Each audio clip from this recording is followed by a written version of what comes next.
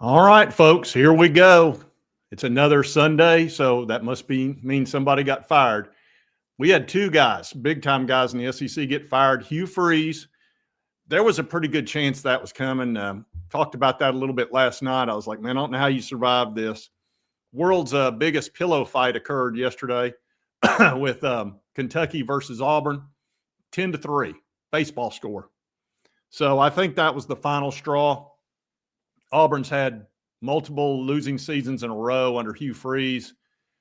His offense has been awful.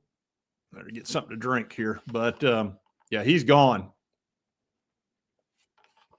He is goodbye. And also Mike Shula of South Carolina, their offensive coordinator, Shane Beamer, has sent him packing as well. So it's getting ugly out there. It is getting very ugly. And I think what basically happened was Auburn told Hugh Freeze, just walk away. Yep. Just walk away, Hugh. Don't worry. You're going to walk away quite rich, but you got to leave. You don't have to go home, but you can't stay here. Anyway, let's get into this story. Just came out. Auburn getting fired. This is on USA Today, I believe. Yeah, USA Today. It's everywhere, all over the place. Of course, the 10-3 loss to Kentucky was the final straw. His tenure, he was 15-19. He's won everywhere he's been, but not at Auburn. Just awful. Also, 15-19. That's hard to believe. Really struggled. He's, let's see, look at some of his records. Of course, I was talking about how many, big-time coaches, James Franklin, Billy Napier, and Brian Kelly, we all know they've been fired, plus Virginia Tech coach, Oklahoma State coach got fired because he's 40. And, man, he was great. Remember when he was at Ole Miss? Of course, there was some reasons for that, 34-15 down there. And, of course, Brian Harsin had a losing season, so he's 4-5 this year. They easily could have a very good record if they had a good quarterback play, but that did not happen. Didn't happen at all. So this is going to be very costly for Auburn, but not near as bad as LSU. I believe he's going to be. Well, let's pull this up. Actually, I'll show you what he's owed. I thought it was a little bit more than this, and I think it is, but this is not what AI is saying to me. It's saying that he'd be owed $15 million in the buyout, which he just got fired. We all know that. And breakdown of his buyout, here it is. After this season's 15.4. So that must be 75% of what's remaining. So anyway, he's going to be a very rich dude. No question, even if it is more than that. I mean, that's a lot of money. But he didn't really have any choice, honestly. I knew when he said last week, I showed you that video of him saying, boy, it sure would be good to get a vote of confidence from my athletic director. So that sure would be nice. And he didn't get one. I was like, dude, the next loss you have, you're gone. Because when you're asking for a vote of confidence and you don't get one, you're done. You're done. The next loss is when you're going away. Kind of like Billy Napier happened this year. I know you could tell Billy knew he was leaving. I mean, there was no question. Just the way he started talking, Hugh was still holding on for hope. The Mike Shula firing, let's pull that up for a minute, talk about that for a second. We'll get back to Hugh. But let's see. Yeah, Mike Shula right here on ESPN. He's been fired as offensive coordinator. He was Alabama's head coach. Boy, I wish he was still their head coach instead of Nick Saban coming in when he did, ruining everything. They had just lost Darryl Loggins, however you say that. Let me add that back to the stage. He had gone to be the head coach at Appalachian State. I think that was kind of a tough loss for them because he was starting to work with Lenore Sellers pretty well. But they've been terrible. They've only had average 19.7 points a game, 294. That's awful. Just to give you an example, the Vols are averaging 45 points a game, so probably now 43. They're at under 20. So that's pretty anemic, especially with a running quarterback who's very dynamic. But I just don't think he worked well with him. Let's see what else they say about it. Yeah, 4 straight. God, they've lost 4. I didn't realize they'd lost 4 straight. I knew they were playing terrible. They're 1-6 in the SEC, 3-6. They're on the verge of not even making a bowl game. And, oh, man, they got to go to Texas A&M. They must have a week off.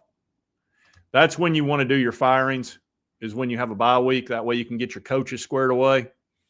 And I'm assuming Auburn, I don't know if they've got a bye week or not. Let's pull up Auburn's schedule and see.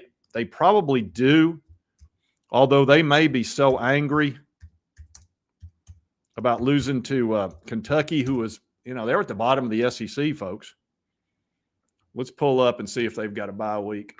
I cannot remember off the top of my head. Let's see here. I'll pull that up to where you can see it, and we'll know. Takes just a second with this live stuff. All right, here we go. Here is their schedule. Let's see. Kentucky. They're going to No, they don't. No bye week for them. Look here.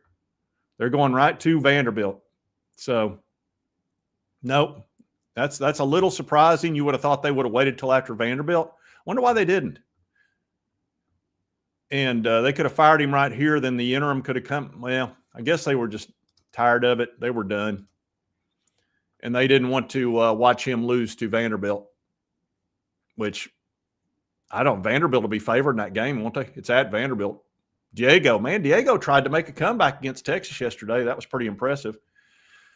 So we got Hugh Freeze fired, Mike Shula, the Billy Napier, James Franklin, and, of course, the LSU coach Brian Kelly. These payouts are getting insane because realize with Hugh, you got to pay off all his assistants too. So you're probably looking at $20+ million to make that all go away at a minimum, somewhere in that neighborhood. Man, I mean, that almost seems like reasonable compared to LSU at 50 some odd million and James Franklin up there at Penn State. I don't know if he has a clause in that contract to where if Hugh Freeze gets another job, that would reduce it or not, or whether it's fully guaranteed regardless of what he does. Normally they try to put that in there, which can save them some money. And what they'll sometimes, if they have that in there, like James Franklin, for example, if he goes and works somewhere else, Penn State has to make up the difference. But what he might do is go in there and say, you owe me $50 million. I don't have to do anything. And I could just sit here and act like I'm trying to get a job. Why don't you give me 25? And then I'll go get another job somewhere else and we'll be done. Sometimes they settle those things. Now, I think Jimmy Sexton is his agent. So if that's the case, he'll probably want $100 million to walk away. And Sexton gets what he wants.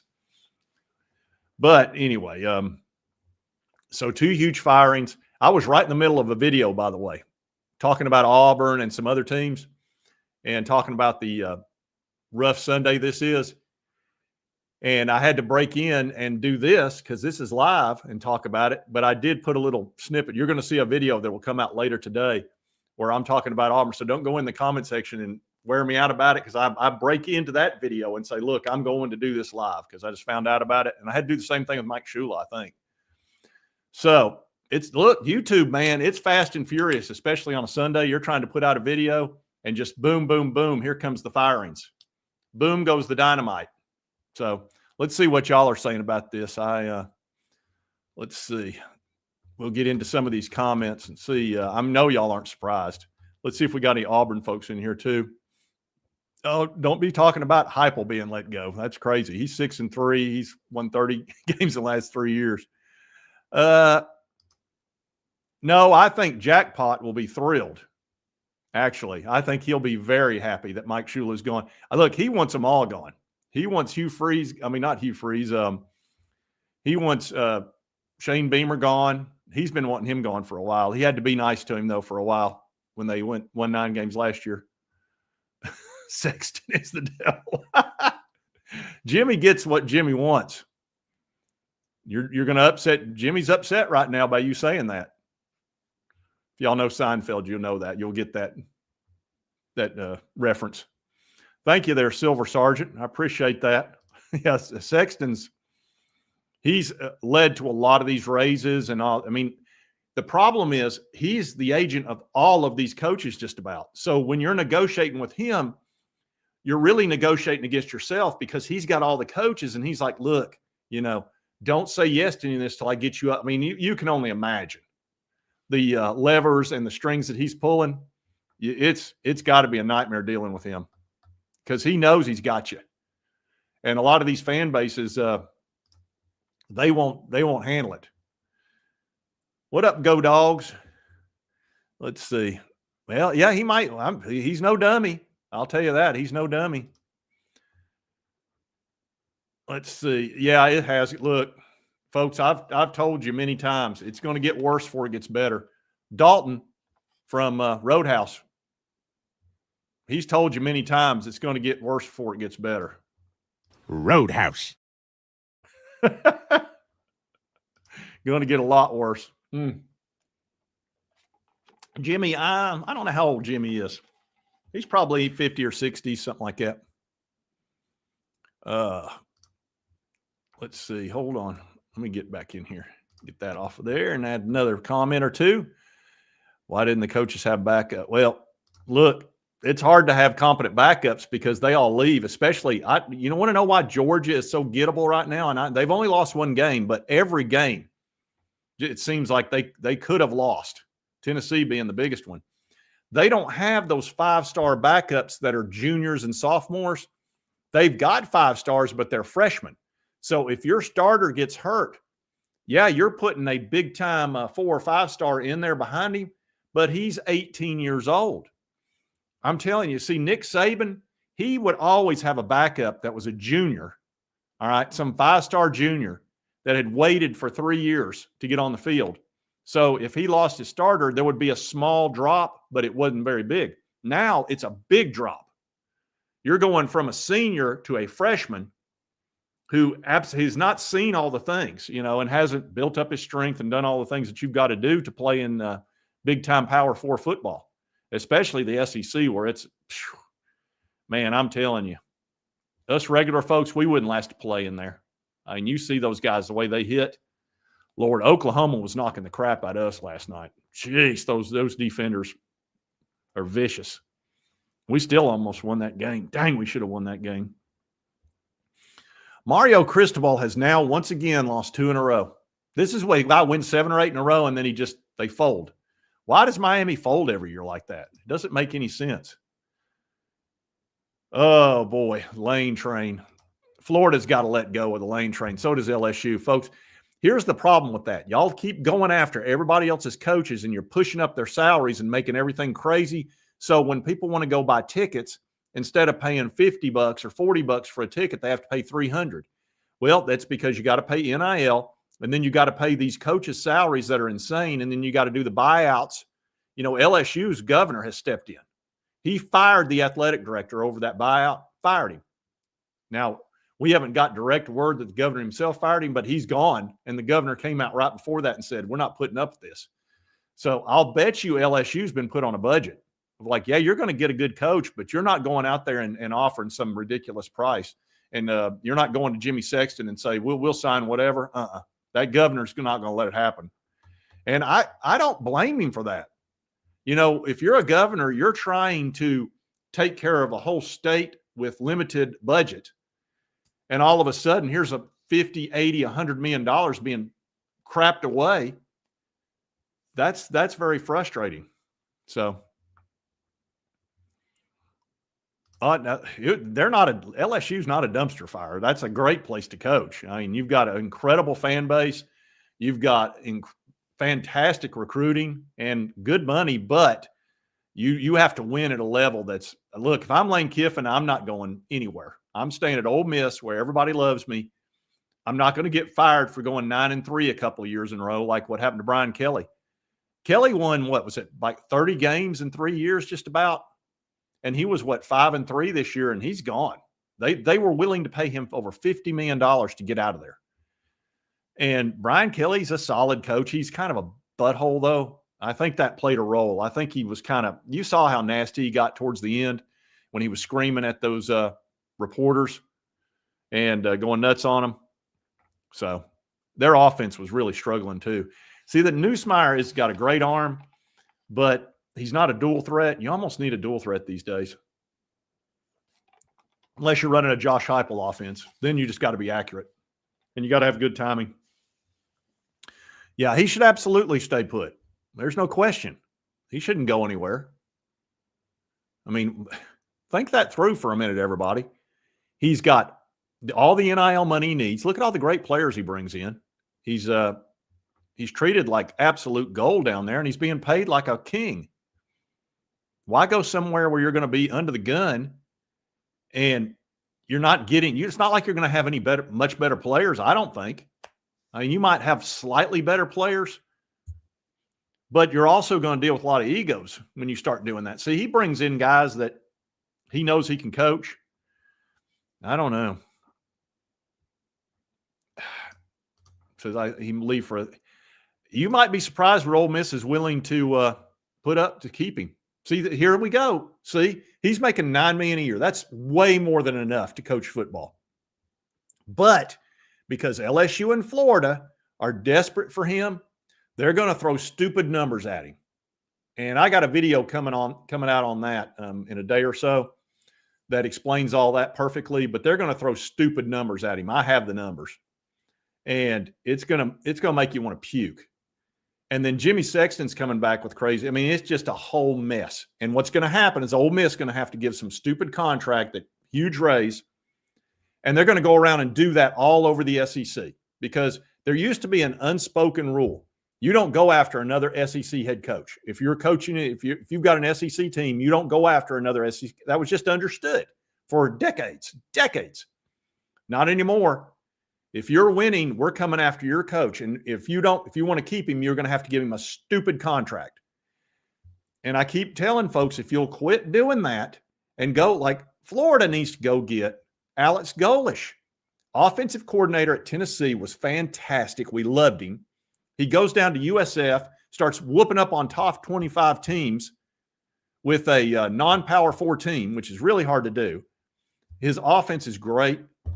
It's basically an offshoot of Josh Heupel, who's got the number one offense in the SEC. Why not hire him for $6 million instead of paying Lane $13, $14 million, something like that? It's just stupid. And let him prove that he's worth big money. And then if Alex is successful, you sign him to a 5-year deal, probably $6 million, $7 million, something like that. And if he's not good after a couple of years or 3, then you give him an $8 to $10 million buyout, and you find another guy that you think is going to be good. But most likely, I think Golish would be very successful. He just beat Florida. He beat Florida with a team that had half their talent. All right. And then you got John Summerall at Tulane, who killed it at Troy. He's killing it at Tulane. He's as sharp as a tack. That's a guy they should be taking a good hard look at. And he's another guy. I can tell you exactly what he makes. John Summerall makes $3 million a year. You could double his salary, and he would jump on the LSU job. As a matter of fact, I believe he was the quarterback's coach when they won a natty in 19, I believe it was. Y'all can correct me if I'm wrong in the comments, because I'm doing this live, but I believe Summerall was the QB coach. There's a guy that Louisiana ought to be all over. Get him for $6, $7 million, 5-year deal. That'll make the governor happy, that's for sure, because you got to come up with $50 million to pay Brian Kelly to sit on his butt, plus all his coaches. Bring him in. I mean, crap, you know how hard it is to win at Troy? Now, Tulane, I could see winning at Tulane. They've got good talent around that area, but Troy's not easy, okay? So there's 2 perfect prospects for Florida and LSU. But no, we got to have what Ole Miss has got. We got to be jealous. And then when they don't get him, guess what they're going to do? They're going to start hitting up Josh Heupel, and then we're going to have to give him a big raise and sign some stupid contract. And it's just so frustrating. And I keep telling folks, it's the fan bases that are causing this. These spoiled fan bases that have to have a natty every 3 or 4 years or they lose their minds. And that's right now, it's Florida and LSU. Even Penn State. Penn State, James Franklin averaged 11 wins the last 3 years. 11 wins. Made it to the semifinals of the playoffs last year. He loses a couple of games in a row, and people lose their gourd, and they got to fire him and pay him $53 million. It's nuts. It is. It is what have you done for me lately? They don't care if, and see, it used to matter if you ran a clean program. Like Franklin ran a very clean program. That means nothing. Nothing. You get no bonuses for that. They don't care what kind. Most fan bases don't care. You can run the most rogue program in the world as long as you win. And that's the thing.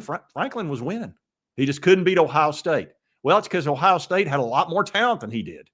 It's hard to beat Ohio State up there when you're getting a lot of 3 and 4 stars and they're loading up on 5 stars. If you noticed, Penn State was never anywhere near where Ohio State was in recruiting. They just weren't. That's just fact. It just is. So, Bobo. I don't like Bobo either. He's an okay offensive coordinator. I'm going to tell you what's killing the Dogs. Losing Todd Monken. Dude, he's one of the best offensive coordinators I've ever seen. He's gone to the NFL. He's killing it. Y'all should have never let him leave. You should have thrown money at him and here's the problem. You threw money at Kirby's great. He's worth every penny you're paying him. He's won 2 natties with Todd Monken, but he's earned it and he's done a great job. I mean, there's no question. So he's worth the money. But you should have thrown some money at Monken and said, I think he felt a little bit unappreciated. And then on top of it, he's a bit of a journeyman. He doesn't like to stay anywhere too long, but I would have forced him to stay. Say, you walk away from this then. Walk away from this check. I dare you. If he walks, he walks, but I would have made it very difficult. And see, I think Kirby almost wanted to prove I can do this by myself. I don't need Todd Monken. If he doesn't want to stay, so be it. That's kind of what I think happened there. And my position on when you win 2 natties in a row, you do everything in your power to keep everything together as much as you can, because you never know when that streak's going to end, and you may not see it for 10 more years or 20. You just look, Georgia went forever in between natties. I think their one before the 2 that Kirby won was back in like 1980. Okay, they went, what is that, 40 years without a natty? So I don't know. Very tricky. Should never have. Yeah, I agree. Should not have let him go. It's hard for me to get on Halsey right now because Tennessee's number 1 in offense, and he's the offensive coordinator. It's Joey threw for 400 yards last night and 3 touchdowns. He did have 2 interceptions, but I'm sorry. It's just hard for me to get on Halsey about that. Most of the, pressure's been on Tim Banks. And his excuse is, he lost his 2 shutdown corners, which does change your defense quite a bit. It really does. But, everybody has to deal with injuries. Yeah, Smokey says, blah, blah, blah. That's if I had the ability to do this on live, I would do the blah, blah, blah thing. Let's see. Hugh's gone. Hugh's gone, man. Oh, I've got the wrong background, by the way. This one stings, it says. That's from last night. Let me change that real quick. I don't like it when I make mistakes. I was in a hurry, though. I was in a big hurry. I think this will fix it. Now I got to get rid of that. See, that's the tough part about going live. It's hard to remember to do everything that you got to do. There we go. Freeze fired. That'll pop up here in just a second for you. There we go. Now everything's correct. I see going live quick. I always make a mistake or 2 or 3 or 4 or 12. It's just the way it is. Yeah, Stingray, it does. It does sting. That was probably wasn't that bad to have that up there, really. I like it better with Hugh with the Surrender Cobra. That was the perfect picture. Let's see, making a lot left. Well, he is, but realize Ole Miss is going to counter. All right. They're not poor. Ole Miss has got some big time donors. So they're not going to let him go easily. And then on top of it, Lane's kind of changed a little bit. He's still a punk. Don't get it twisted. He'll always be a punk. I don't think he's quite as much of a punk anymore because look, he's loaded now. You know, he was struggling financially after the divorce and everything he went through.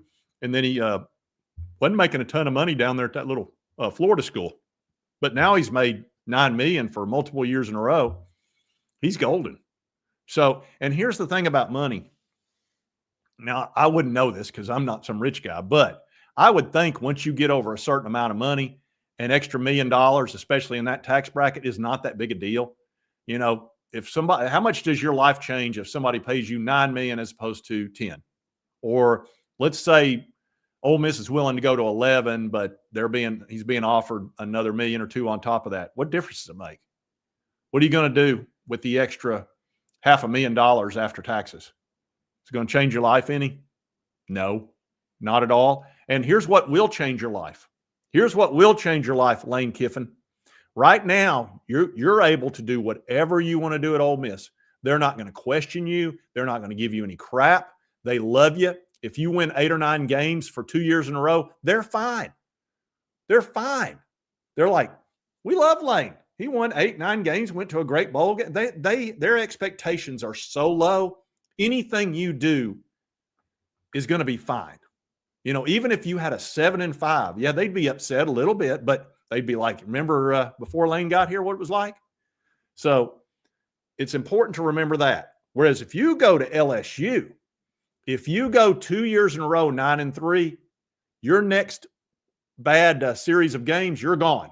You're gone. Now you're going to get some stupid Jimmy Sexton payoff. That's for sure. He's going to make sure of that, but you're gone.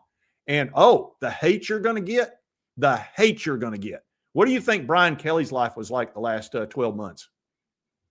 What do you think? What do you think his last 6 weeks were like? Did you see him freaking out at every single press conference? How come your offense is no good? We just won a game. Why are you honest? We just won the game. Why can't you score? You're not going to, Lane, you're never going to get that at Ole Miss. You're not. The only time they give you grief there is when you go and have a fling with Auburn, like you did 2 years ago and you ruined your season. When you did that in 22 and you went for a weekend retreat with Auburn and ran up the credit cards, and Ole Miss found the credit cards and went, somebody's been running around on me. That's the only time you've taken any grief at Ole Miss. That's it. And really, that's just another form of love. That's all that. That's just jealousy. I mean, that's not them hating you. And if you go to Florida, same thing. They're not going to sit there and be thrilled with 8-4 or a 9-3 for two or 3 years in a row. They should be. I mean, after what they went through with Billy, man. And speaking of Billy, I miss Billy something awful. And I've got a video coming about that and all this that's going on. Not having Billy on that sideline in that Georgia game, that was so disappointing to me. You know, all the mess ups and screw ups that he had on special teams, having 10 players or 12 players or having players with double numbers. I missed that already. Oh, it's so frustrating not to have Billy there. It's just heartbreaking, honestly. And I knew I was going to have trouble as soon as he wasn't on that sideline because there was just that brought me some joy sitting there looking because I knew we could beat him. They're going to go get a good coach like Alex Golish, that's probably who they're going to wind up with. Or it might be that Jeff Brom out of Louisville. He's terrific. You know, that guy's 500 against top 10 teams with not anywhere near the talent up there. I mean, Louisville's got some talent, but it's not anywhere near top 10. And he's whooping them half the time. He's done a great job. Jeff Brom is for real. That's another guy. Why are you not looking at him? Why does it have to be Lane, who is going to be a pain? He's going to cost you a fortune. They think he's Spurrier 2.0, and they just got to have – it's getting out of hand. It's getting way out of hand. Matter of fact, let me show – this is what I think is really going on with Florida and Lane Kiffin. Yep. There's Florida. Oh, she just loves you so much, Lane. And this is what's going to happen when you go 8-4. Right there. Yeah, the board. Yeah. Although Ole Miss might ought to be doing that and hobble him up. Whew. Let me see. Let me get back into the comments here. I know y'all have got plenty to say. Would LSU – here's the thing. If Florida, LSU, I mean, at some point, aren't you being just stupid with your money, other people's money, when you start offering crazy numbers? This guy's never even won a conference championship. He's never won a natty. You're going to pay him more than Kirby, who's won 2 natties. You're going to pay him more than Kirby, and they probably will offer that. I mean, if Jimmy's involved, and here's the thing, it won't be enough. Whatever they offer, Jimmy will ask for 10% more, 15% more. And that's just how he does. And when they go in there and go, well, we'd like to guarantee 50% of this contract after a certain number of years.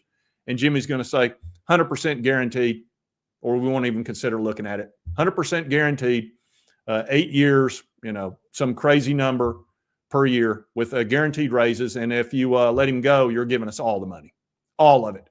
And if he gets another job the next year, it doesn't matter. You still owe us all the money. It's going to be a Jimbo Fisher deal because Lane's got all the leverage on Florida and LSU.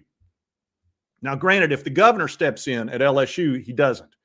But Florida, they'll do anything. They will do anything to get him. Doesn't matter.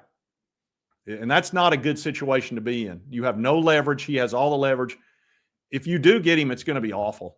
I mean, this is going to financially wreck you. You just can't, and it's going to wreck the league. See, because that's going to reset everybody else. And if you're upset with what tickets cost right now, wait till Florida's done resetting all the contracts. It's going to get out of hand. It's going to get to where only rich people can go to games or can have season tickets. My brother bought baseball tickets, for example. Just baseball tickets, which are usually, they were pretty cheap.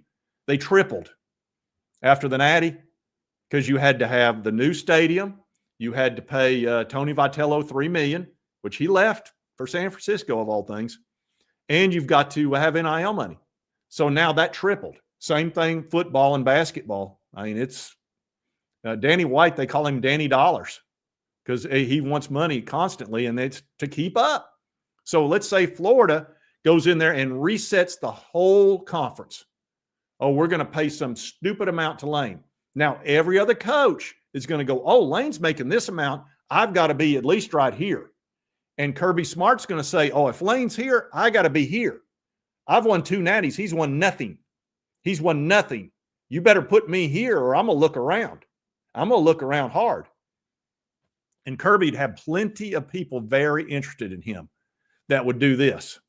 I can promise Kirby's a great coach. He is. He's annoying at times if you're not a dog, but he's good. God, I hope not. I hope nobody's that stupid. But do y'all remember, some of you older folks remember this, Alabama offered Nick Saban $5 million a year. And I remember at the time, our coach, not Heupel, Fulmer was making $2 million, and he was coming off a national championship, making $2 million, okay? And they offered Nick $5 million. And I remember at the time going, I actually thought it was smart. I was like, they need a coach down there really bad. I didn't know it was going to destroy the SEC for 15 years. But everybody's like, that's crazy. Why would you offer that? It's the best money they've ever spent in their life. I mean, every Alabama fan would be like, who wouldn't do $5 million back then to get what we got? I mean, that was the discount of the year. But that was a rare thing. Well, I think here's the thing, RB Media. He fired Mike Shula to take some pressure off of him for the rest of the year, and that'll probably save his job. That'll take a lot of pressure off of him. Like Jackpot's going to calm down for a minute. So will Locked On Gamecocks. They'll calm down for a minute because they got some blood, and Shula's gone. Shula's gone. He can blame him. You see that all the time, all of the time. A head coach will. Look, sometimes you got to throw something, you got to offer something to the folks that show up with the pitchforks and the flames and all that. It's like, here, just take Shula as long as it's not me. The problem is, it's just like feed an alligator. The gator's going to get hungry again at some point, and then they're going to come for you. But it saves you a time to where maybe you can turn it around. Beamer, he's in a tough spot there. I got to remember to turn my right. See, a live mistake. That's what happens. I forget to turn my ringer off. It's not easy going live quick. It's not. Anyway, Beamer is in a tough spot. He really is. He won 9 games last year, so that got everybody's expectations way high after coming off 5-7 or whatever he was. So that got everybody pumped. And then you had Lenoris, who looked great last year. Towards the end, he was really improving. And maybe losing Loggins probably hurt him a little bit with that and slowed down his improvement, although their offensive line is so crap. God, I mean, every time the ball is hiked back to Lenoris, literally there's a guy that almost beats him to the ball. It's like, good Lord, can you not at least trip him? It's tough. So Lenoris is always having to take off and run, and it's not easy. You'd have to have a guy at South Carolina that's got, it'd take Tom Brady with that offensive line, and even he struggled whenever New England had a bad offensive line. Even he struggled. It's hard to throw the ball off your back. It's just you can't get your legs into it. So I think he's okay. Like I said, he threw some in there. No, that wasn't jackpot. That was a family member. Let's see. SEC Trump. Ryan Day. Well, here's the thing. They may not have to poach him because if Michigan beats him this year, Ohio State will probably fire him. They tried to get rid of him last year, if you'll remember. And I was sitting here going, he wins at 90%. One of the main reasons he lost a lot of those games was because Connor Stallions. And there was a good chunk of them wanted to fire him. It allowed us to get 25,000 of their tickets up there at the shoe. Didn't turn out too good for us, but it was still fun as crap. It was still super. I don't regret a single bit of all that craziness. Uh-oh. The crap. I don't know if y'all saw how that did. Somehow I made that look big. Let's see. Nah, I'm kidding. Surely you're not going to lose to Michigan. That can't happen.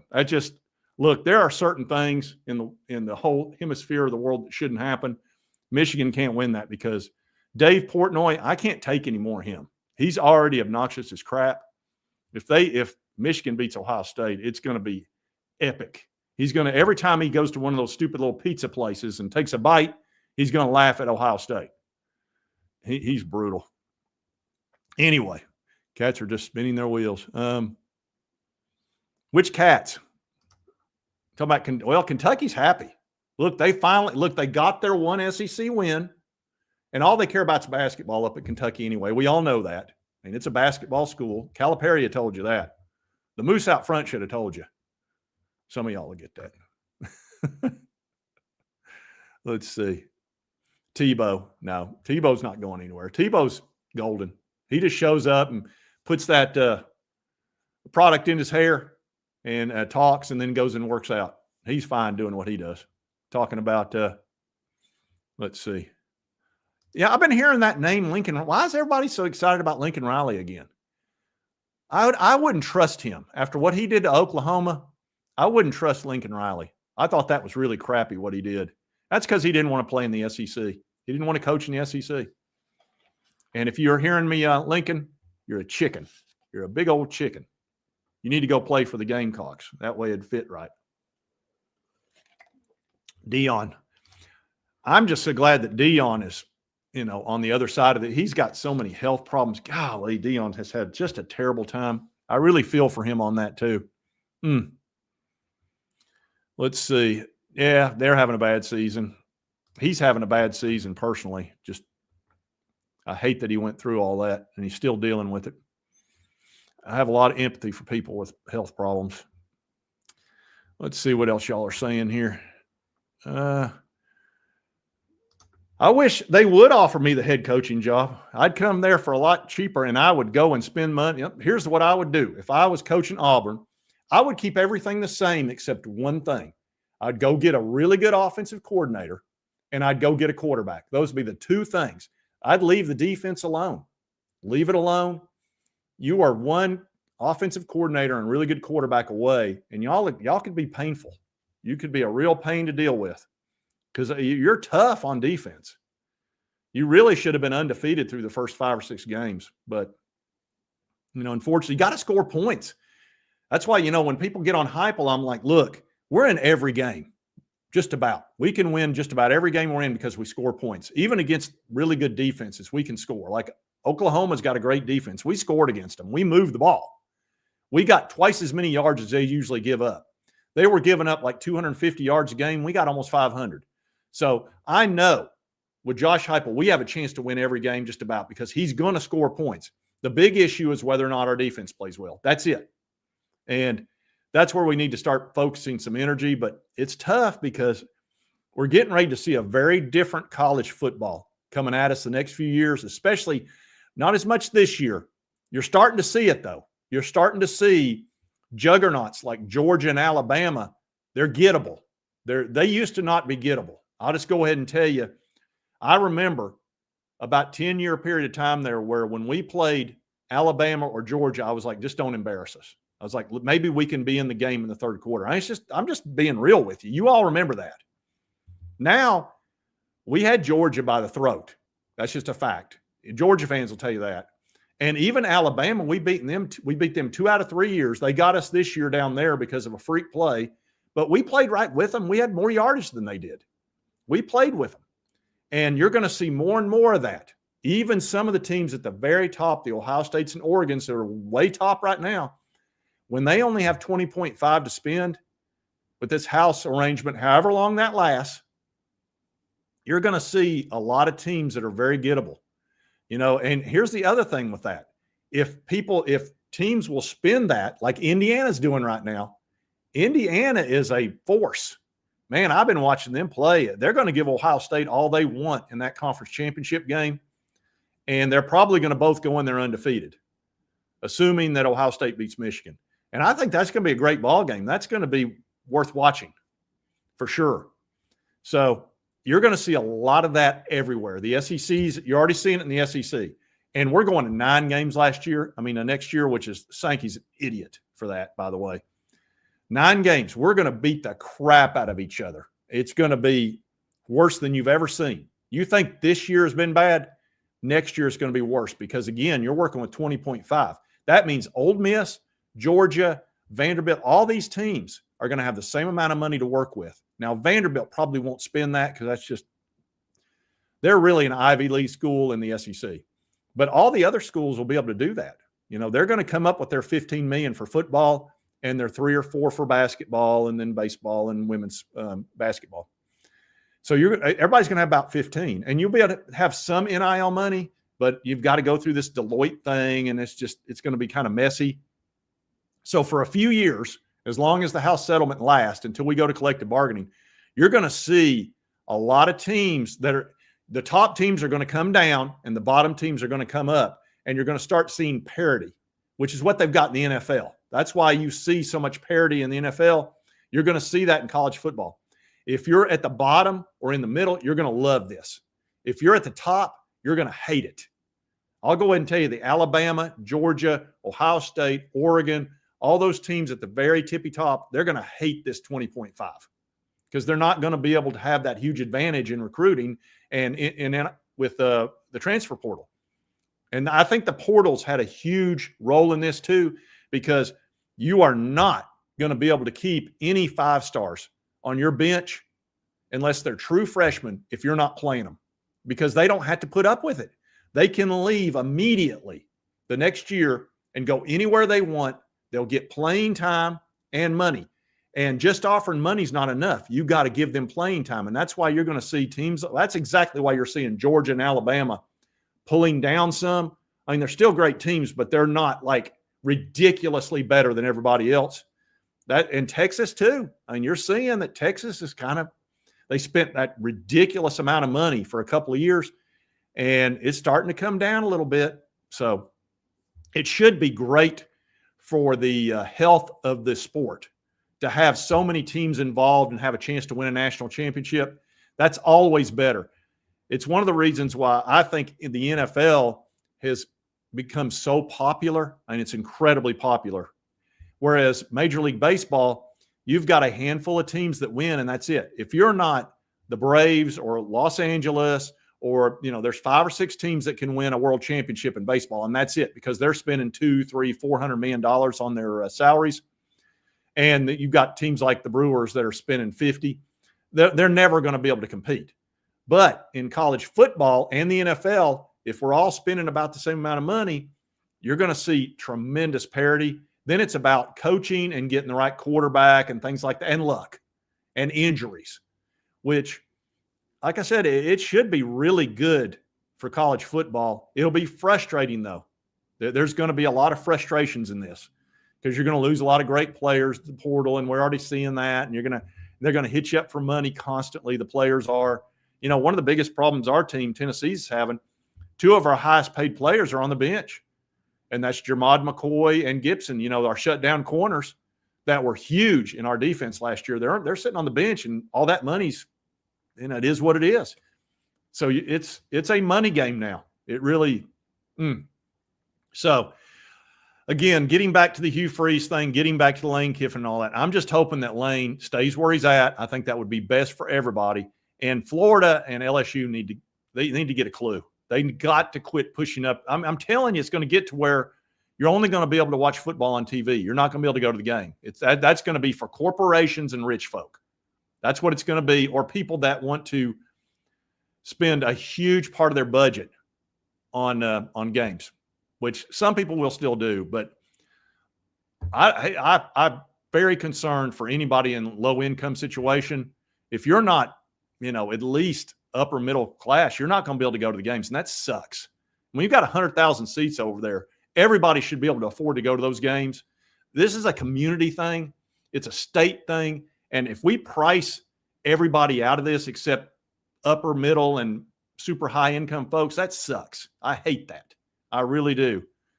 And I don't get on my soapbox. Well, I do get on my soapbox a lot. I shouldn't say that. That'd be a lie.